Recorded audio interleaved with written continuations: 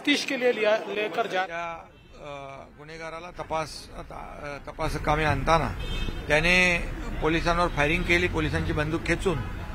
त्यामध्ये एपीआय निलेश मोरे जखमी आहे, त्याच्यावर उपचार सुरू आहे।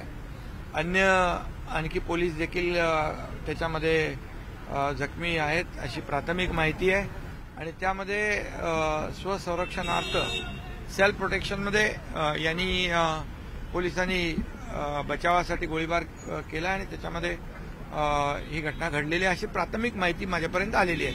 आता पोलीस तपास सुरू आहे, त्यानंतर जी काही वस्तुस्थिती आहे समजून येईल। विरोधक टीका करताना दिसत आरोपीची कुठेतरी बाजू घेताना दिसतात, कशाबद्दल?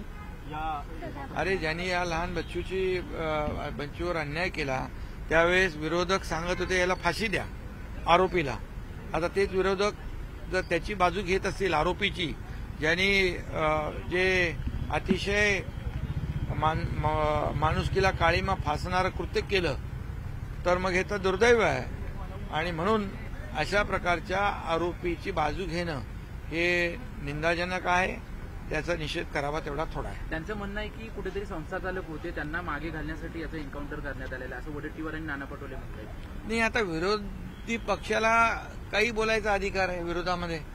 आज पोलीस एक जखमी आहे एपीआय दर्जाचा, त्याचं काहीच देणं घेणं या विरोधी पक्षाला नाही।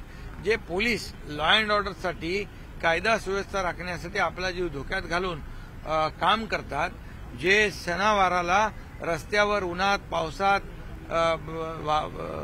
थंडी वाऱ्यामध्ये उभे राहतात आणि आपल्या कुटुंबापासून लांब राहतात, आणि अशा प्रकारचं जे पोलिसांच्या बद्दल आक्षेप घेणं, प्रश्नचिन्ह निर्माण करणं, खरं म्हणजे विरोधी पक्षाला मला वाटतं काही अशा प्रकारचं वक्तव्य करणं हे दुर्दैवी आहे।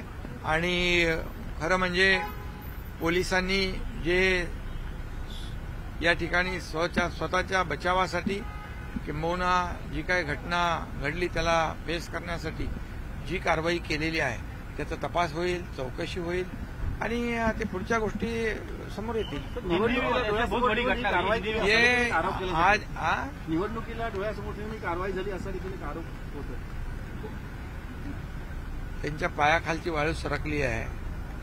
मुख्यमंत्री माझी लाडकी बहीण योजनेने त्यांच्या झोप उडवलेली आहे, ते बिचारलेत आणि म्हणून त्यांना पराभव दिसू लागला है, म्हणून हे सगळे आरोप उलटसुलट करतायत।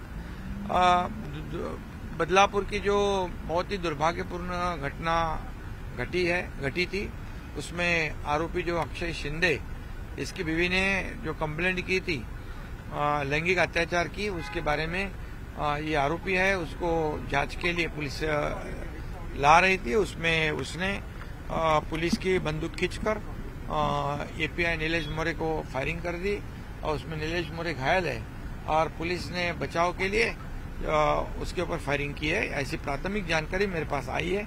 इसके बाद पुलिस जांच कर रही है, बाद में जो डिटेल में है वो तो बाद में पता चलेगा। पुलिसकर्मी भी जख्मी हो चुका है, उसकी पुलिसकर्मी जख्मी है, उसके ऊपर उपचार शुरू है, उसको अच्छे उपचार होनी चाहिए, ऐसी सूचनाएं मैंने अभी सभी को दी है। विपक्ष के नेता इस पर टीका कर रहे हैं कि ये जानबूझकर किया गया, क्योंकि ये विपक्ष के नेता पहले कह रहे थे जो छोटी बच्ची के ऊपर अन्याय हुआ था, अत्याचार हुआ था, तब कह रहे थे कि अक्षय शिंदे को फांसी लगाओ, अक्षय शिंदे को फांसी होनी चाहिए।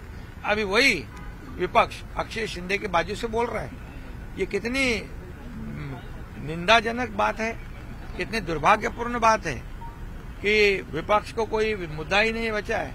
विपक्ष के पैरों तले जमीन खिसक चुकी है और विपक्ष की नींद हराम हो गई है, क्योंकि मुख्यमंत्री लाडली बहन योजना ने उनकी नींद खराब कर दी है और उनको उनकी हार नजर आ रही है, इसलिए ऐसे अनाप शनाप आरोपों कर रहे हैं।